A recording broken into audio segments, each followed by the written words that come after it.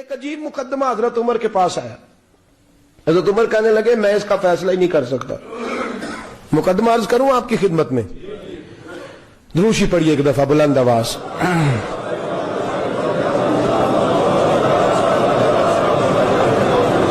حضرت عمر فاروق رضی اللہ تعالیٰ عنہ کا زمانہ ہے تو کیس آیا. ایک شخص نے 4 ایکڑ زمین بیچی, دوسرے نے خریدی.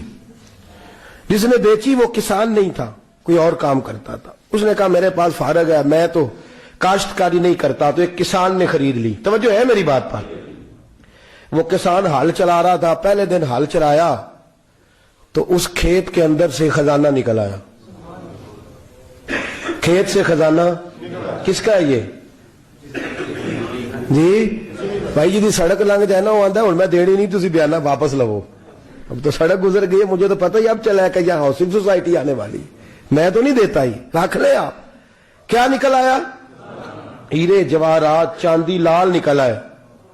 اب اٹھا کے نا وہ شخص نکلا ہے وہ رکھ لیتا, سنبھال لیتا, کیا ضرورت تھی؟ ویسے بھی لوگ تو پیسے بتاتے ہی نہیں کتنے.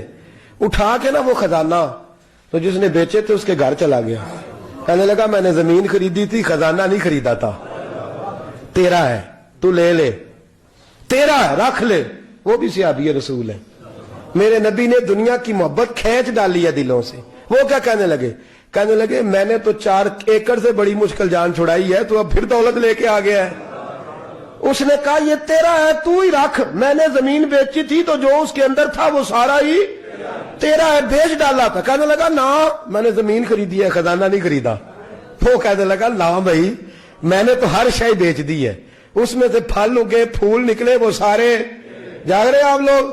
آنکھوں ہے ہی کام جاگرنے والا ہے, یہ ہوتا ہی نہیں.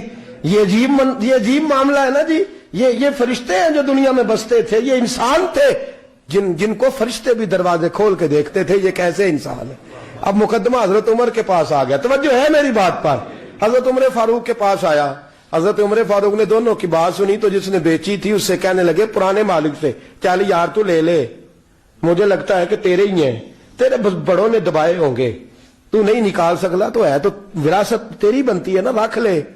کہنے لگا عمر آپ کیا سرائی کر رہے ہیں؟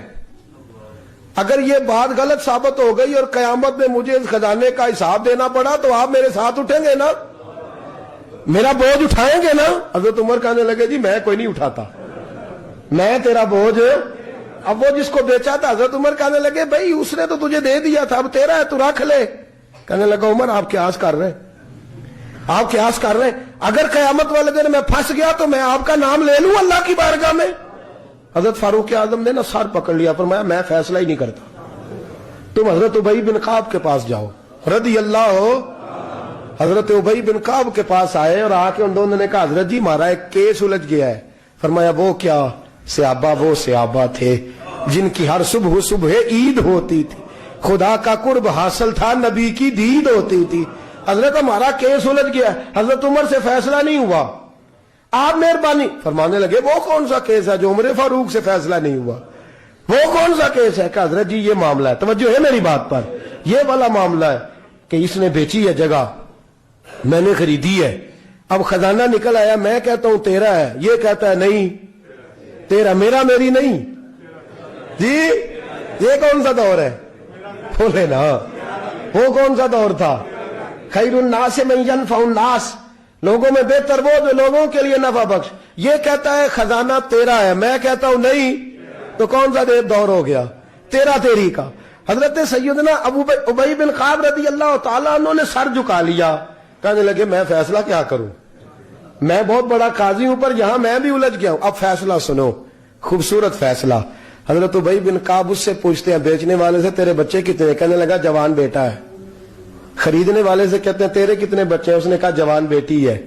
کہنے لگا میں ان دونوں کا نکاح کر کے سارا سامان انہیں جہیز میں دے دیتا ہوں, ان کا نکاح کر کے سارا کچھ انہیں جہیز میں دے دیتا ہوں, تیرے گھر بھی آ جائے گا, تیرے گھر بھی.